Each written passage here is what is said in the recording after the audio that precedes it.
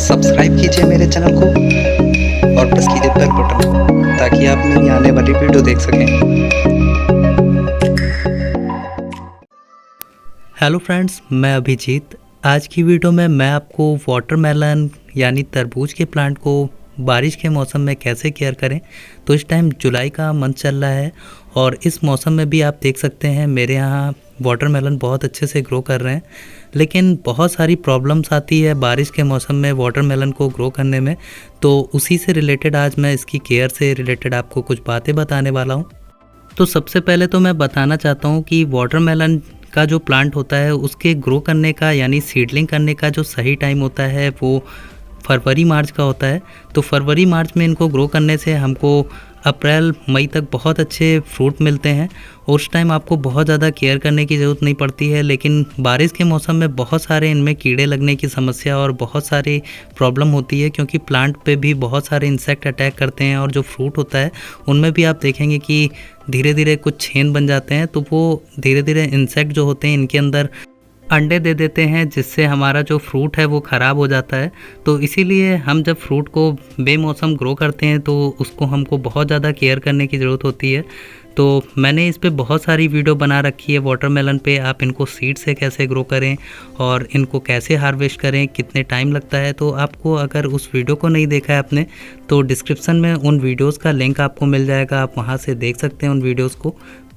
बारिश के मौसम में आपका जो वाटरमेलन का प्लांट है उसकी ग्रोथ बहुत अच्छी होती है, लेकिन सबसे बड़ी प्रॉब्लम ये आती है कि इनमें इंसेक्ट का अटैक बहुत ज़्यादा होने लगता है और आप देख सकते हैं इनमें जो फ्रूट के सड़ने और सूखने के जो चांसेस होते हैं वो भी बहुत ज़्यादा होते हैं।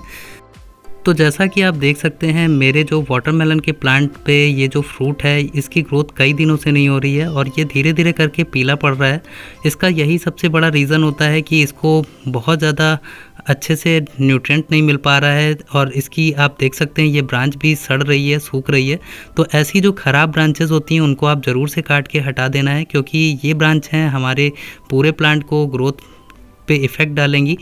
तो आप देख सकते हैं हमारे अदर ब्रांच में बहुत अच्छे वाटरमेलन्स ग्रो हो रहे हैं और इसी तरह हमने कुछ दिन पहले भी आपको हार्वेस्ट करके दिखाया था वाटरमेलन को।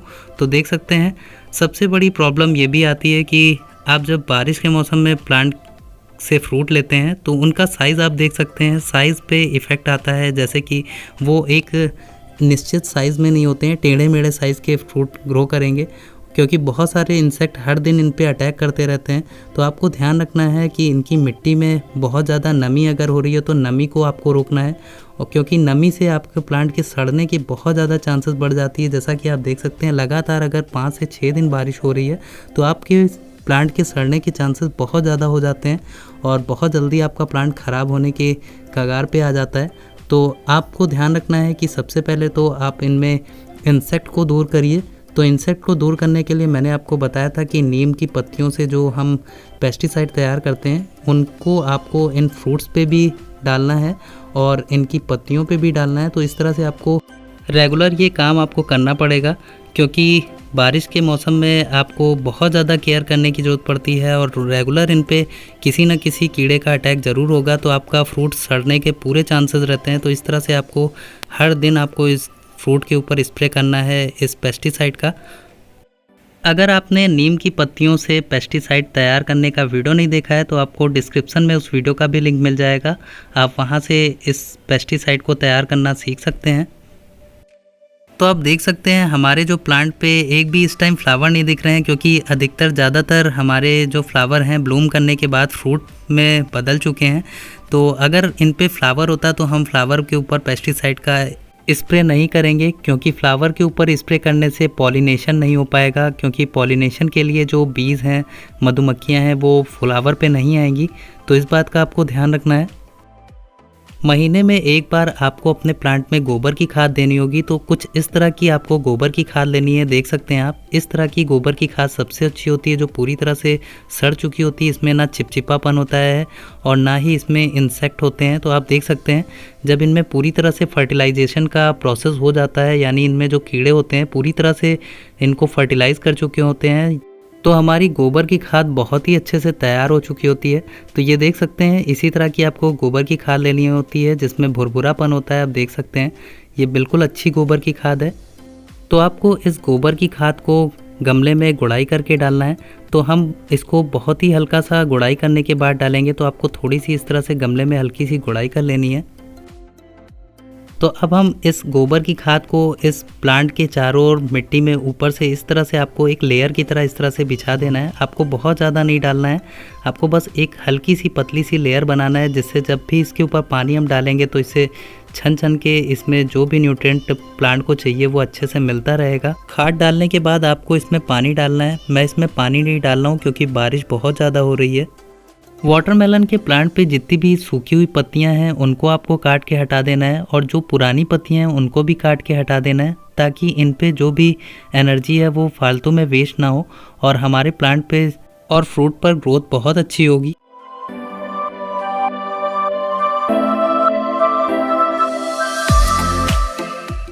इसी तरह प्लांट पे जो सूखी हुई ब्रांच है उसको भी हम काट के हटा देंगे, ताकि इससे प्लांट की ग्रोथ अच्छी होती रहे। तो आप देख सकते हैं इस तरह की ब्रांचेस को आपको ज़रूर से काट के हटा देना है, ये देख सकते हैं।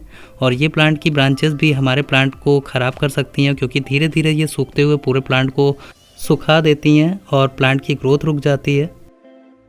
तो आप देख सकते हैं हमारा जो प्लांट है उस पर फ्रूट बहुत अच्छे से ग्रो हो रहा है। आपको दिखाई दे रहा होगा मेरे प्लांट में बहुत सारे वाटरमेलन के छोटे बड़े हर तरह के फ्रूट ग्रो होते हुए आपको दिखाई दे रहे होंगे। आप देख सकते हैं इधर साइड आपको चारों ओर बहुत सारे फ्रूट ही फ्रूट आपको दिखाई दे रहे होंगे। तो ये सारे फ्रूट ज़रूरी नहीं है कि सारे फ्रूट अच्छे से ग्रो कर पाएँ, क्योंकि कुछ फ्रूट होते हैं जो कुछ ना कुछ कमी के कारण ख़राब हो जाते हैं, क्योंकि बारिश में बहुत ज़्यादा इनकी केयर करने की ज़रूरत होती है और हम उतनी केयर कर नहीं पाते हैं।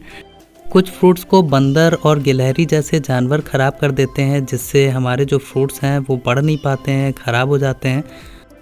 लगातार पानी बरसने से हमारे पॉट में बहुत ज़्यादा पानी इकट्ठा होने लगता है। तो अगर लगातार 7 से 8 दिन बारिश होती रह रही है और आप अपने पॉट में चाहते हैं कि पानी बिल्कुल भी ना रुके, तो आप इस तरह से कोई पॉलीथीन लेके इस तरह से उसको फाड़ लीजिए और इस पॉट के चारों ओर उससे कवर कर लीजिए, जिससे आपका प्लांट जो है वो पानी से बचा रहेगा। बारिश के मौसम में इस तरह से आप अपने वाटरमेलन के प्लांट की केयर कर सकते हैं। वीडियो अच्छा लगा हो तो लाइक कीजिएगा। आज के लिए इतना ही। Take care and bye bye.